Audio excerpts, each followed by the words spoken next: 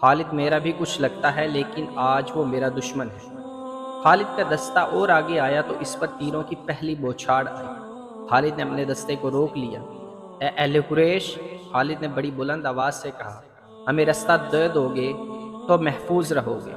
ہمارے رسول صلی اللہ علیہ وسلم کا حکم ہے کہ اس پر ہاتھ نہ اٹھانا جو تم پر ہاتھ نہیں اٹھاتا۔ کیا تمہیں اپنی جان عزیز نہیں؟ میں تمہیں صرف ایک موقع دوں گا۔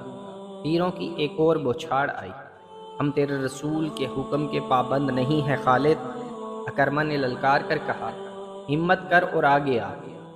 ہم ہیں تیرے پرانے دوست صفوان اور اکرمہ، تو مکہ میں زندہ داخل نہیں ہو سکے گا۔ خالد نے تیروں کی دوسری بوچھاڑ سے معلوم کر لیا تھا کہ دشمن کہاں ہے۔ خالد نے اپنے دستے کو روک کر پیچھے ہٹایا اور اپنے کچھ آدمیوں کو پہاڑی کے اوپر سے آگے بڑھنے اور تیر اندازوں پر حملہ کرنے کے لیے بھیج دیا۔